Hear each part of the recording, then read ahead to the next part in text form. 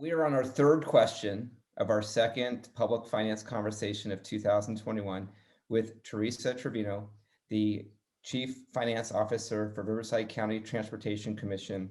And so, Teresa, thank you for taking the time for the last two questions, and we appreciate this last one.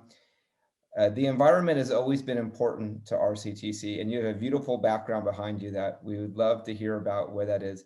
But can you tell us about how RCTC has focused on the environment over the years and if that's changed over time? Sure. Well, first of all, my background is going up the Palm Springs Tramway. I did that last year, pre-COVID, and I had never gone up there. It was my first time, and it was just beautiful going up there. So I think this was going up the tram and just the rocks around. It was just a beautiful place to go. The views were beautiful. If anybody ever has a chance to go to the tramway, I think I heard that it's starting to open back up. Although to limited capacity, they've done a lot of improvements from what I heard. It's as beautiful as people say. But in terms of the environment, that's important with all of our projects. As I mentioned earlier, all of the projects have to go through an environmental phase.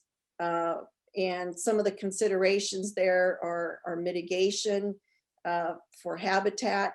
RCTC is a signatory to the Riverside County Multiple Species Habitat Conservation Plan, or MSHCP for short. It's a lot easier to say MSHCP.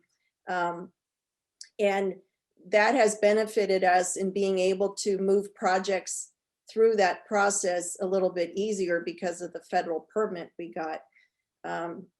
Recently, also, RCTC became the managing agency for the Western Riverside County Regional Conservation Authority, which manages the MSHCP. There are two separate functions. We have two separate boards, but working together with RCA and getting land set aside as provided for in our second sales tax measure has helped us move projects forward.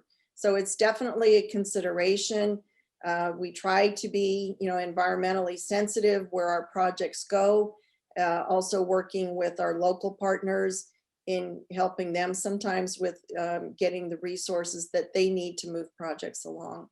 And they all have to go through some kind of process, for federal and state purposes.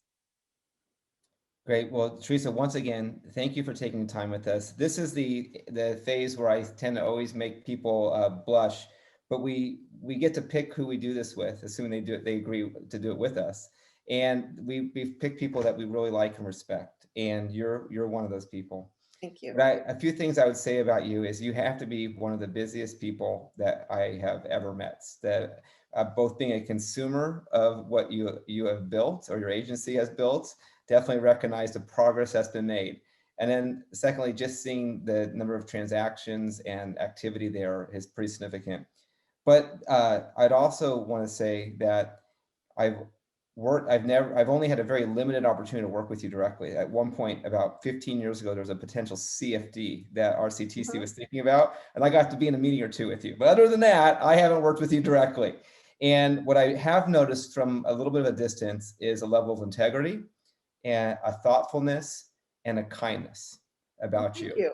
And you have always, even though we know each other, and you've always really shown a real interest in things that are going on in my life.